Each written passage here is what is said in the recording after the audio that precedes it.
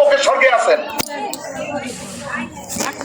ভাইরা আমার, আজকাল এই কন্ট্রাক্টের ওয়াজই বেশি হচ্ছে, অথচ সূরা ইয়ের মধ্যে পড়ে দেখবেন সূরা 26 নম্বর সূরা ইয়াসিনের মধ্যেও আছে, সূরা 26 নম্বর সূরা 5 জায়গায় আছে।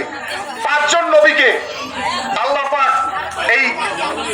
পাক শিখিয়েছেন, ওমা আসালুকুম আলাইহি মিন আজরিন ইন আজরিয়া ইল্লা আলা রাব্বিল আলামিন। হেদায়েতের জন্য আমি কোনো পারিশ্রমিক চাই না। আল্লাহর বান্দার হৃদয়ে আল্লাহর প্রেম ঢেলে দেওয়া, আল্লাহর সাথে জুড়ে দেওয়াই আমার পারিশ্রমিক। ভাইরা আমার, ভাই কিছু হাদিস শুনালাম। আরেকখানা হাদিস হযরত ইবনে আব্বাস রাদিয়াল্লাহু তাআলা আনহু বর্ণনা করেন, মানব জগতে আল্লাহ রাসূলের মতো বড় দাতা আর কেউ হয়নি, হবেও না।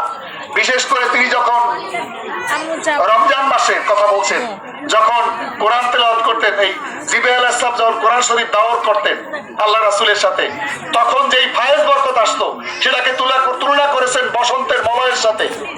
বসন্তের মলয় যেমনি প্রবল বেগে প্রবাহিত হয়,